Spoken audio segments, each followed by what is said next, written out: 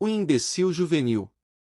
Jornal da Tarde, São Paulo, 3 de abril de 1998. Já acreditei em muitas mentiras, mas há uma a qual sempre fui imune, aquela que celebra a juventude como uma época de rebeldia, de independência, de amor à liberdade.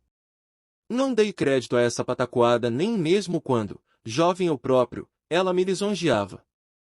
Bem ao contrário, desde cedo me impressionaram muito fundo, na conduta de meus companheiros de geração, o espírito de rebanho, o temor do isolamento, a subserviência à voz corrente, a ânsia de sentir-se iguais e aceitos pela maioria cínica e autoritária, a disposição de tudo ceder, de tudo prostituir em troca de uma vaguinha de neófito no grupo dos sujeitos bacanas. O jovem, é verdade, rebela-se muitas vezes contra pais e professores, mas é porque sabe que no fundo estão do seu lado e jamais revidarão suas agressões com força total. A luta contra os pais é um teatrinho, um jogo de cartas marcadas no qual um dos contendores luta para vencer e o outro para ajudá-lo a vencer. Muito diferente é a situação do jovem antes da sua geração, que não tem para com ele as complacências do paternalismo. Longe de protegê-lo, essa massa barulhenta e cínica recebe o novato com desprezo e hostilidade que lhe mostram, desde logo, a necessidade de obedecer para não sucumbir. É dos companheiros de geração que ele obtém a primeira experiência de um confronto com o poder, sem a mediação daquela diferença de idade que dá direito a descontos e atenuações. É o reino dos mais fortes, dos mais descarados, que se afirma com toda a sua crueza sobre a fragilidade do recém-chegado, impondo-lhe provações e exigências antes de aceitá-lo como membro da horda. A quantos ritos, a quantos protocolos, a quantas humilhações não se submete o postulante, para escapar à perspectiva aterrorizante da rejeição, do isolamento. Para não ser devolvido, impotente e humilhado, aos braços da mãe, ele tem de ser aprovado num exame que lhe exige menos coragem do que flexibilidade, capacidade de amoldar-se aos caprichos da maioria, a supressão, em suma, da personalidade. É verdade que ele se submete a isso com prazer, com ânsia de apaixonado que tudo fará em troca de um sorriso condescendente. A massa de companheiros de geração representa, afinal, um mundo grande no qual o adolescente, emergindo do pequeno mundo doméstico, pede ingresso. E o ingresso custa caro.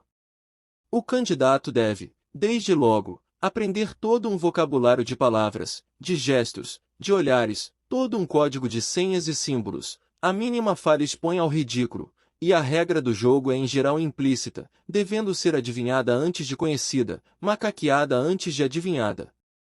O modo de aprendizado é sempre a imitação, literal, servil e sem questionamentos. O ingresso no mundo juvenil dispara a toda velocidade o motor de todos os desvarios humanos, o desejo mimético de que fala René Girard, onde o objeto não atrai por suas qualidades intrínsecas, mas por ser simultaneamente desejado por um outro, que Girard denomina o mediador. Não é de espantar que o rito de ingresso no grupo, custando tão alto investimento psicológico, termine por levar o jovem à completa exasperação, impedindo, simultaneamente, de despejar seu ressentimento de volta sobre o grupo mesmo, objeto de amor que se sonega e por isto tem o dom de transfigurar cada impulso de rancor em novo investimento amoroso. Para onde, então, se voltará o rancor, senão para a direção menos perigosa? A família surge como o bode expiatório providencial de todos os fracassos do jovem no seu rito de passagem. Se ele não logra ser aceito no grupo, a última coisa que lhe há de ocorrer será atribuir a culpa de sua situação à fatuidade e ao cinismo dos que o rejeitam.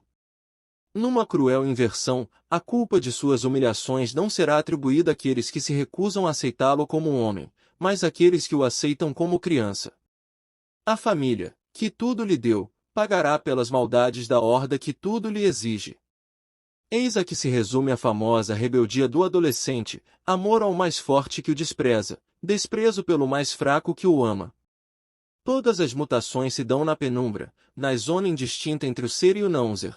O jovem, em trânsito entre o que já não é e o que não é ainda, é, por fatalidade, inconsciente de si, de sua situação, das autorias e das culpas de quanto se passa dentro e em torno dele.